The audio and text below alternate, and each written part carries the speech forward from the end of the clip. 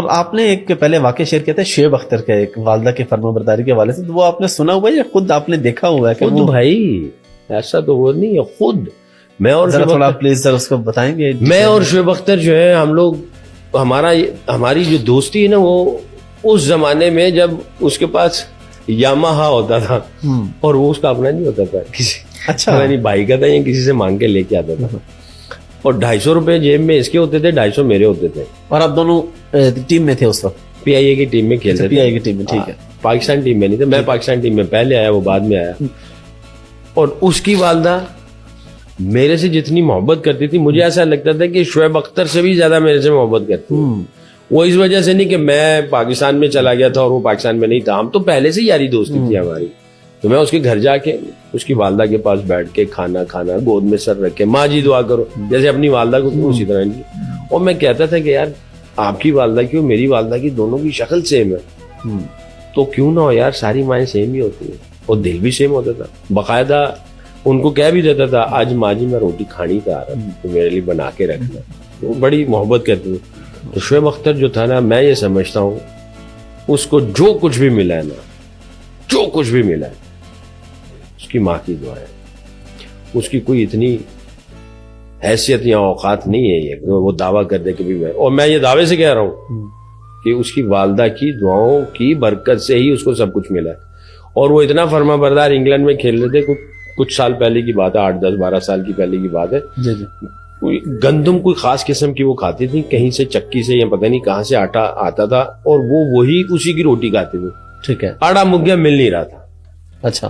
اور میں اور یہ انگلینڈ میں کھیل رہے تھے، ریٹائر دونوں ہو چکے ہوئے تھے. فون آیا، پریشان ہو گیا، یار شاکی. میں نے کہا پھر میں واپس جاؤں گا. میں نے کہا ان کو کہاں. اچھا آپ لوگ کو کاؤنٹی میچ وغیرہ کھیل رہے تھے؟ وہ ایک کلب تھی جہاں سے ہم لوگ کھیل رہے تھے. جو کہتا ہوں چھوڑیے میچ جو بھی ہے. سیدھا گیا تو کہنے لگا بس میں جا رہا ہوں واپس. کیوں؟ میری والدہ آٹا نہیں ہے، روٹی نہیں ہے، اس کے کھانے پینے کا بندوبست کرنے جا رہا ہوں. اور جناب وہ اگلے دن ہی فلائٹ لی، سیدھا واپس بندوبست کر آگے واپس آیا. اور یقین کریں وہ جتنے لوگ تھے کہنے لگے یار یہ کیا چیز ہے. باہر والوں کو جب پتہ چلتا ہے نا کہ کوئی بچہ اپنی ماں کے لیے اتنا دیوانہ ہے، اس کے کھانے پینے کا اتنا خیال رکھتا ہے، تو یہ ان کے اوپر بہت اثر پڑتا ہے. تو جتنے بھی ہمارے دوست تھے فارنرز اور یہ وہ کہنے لگا یار اٹس اے گریٹ سن. میں نے کہا یس ہی از. تو ایک بندہ جو تھا وہ تو رونا شروع ہو گیا، کہنے لگا یار ہم نے تو کبھی اس طرح کا سوچا ہی نہیں ہے، فلانے کو کہہ دو اس کا کوئی آلٹرنیٹو لے لو. ہاں اس دور میں، اور آپ کے لیے مشکل تھا نا، آپ کال کریں، کال کرو، یہ کرو وہ کرو. یہ خود چلا گیا.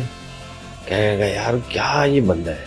تو میں نے ان کو کہا، میں نے کہا یہ اس کا یقین ہے شعیب اختر کا کہ میں اپنی والدہ کی خدمت یا اپنی والدہ کی دعاؤں کی ہی برکت سے آج یہاں پہ ہوں. وہ تو ہے ہی ہے. میں نے کہا وہ تو ورشپ کرتا ہے اپنی ماں کی. اور ابھی بھی جب فوت ہونے میں گیا تھا نا، فوت ہونے کے بعد میں گیا تھا، تو اس سے پہلے جب میں گیا تو وہ ہر روز رات کو اپنی والدہ کو لے کے گھماتا پھرا تھا.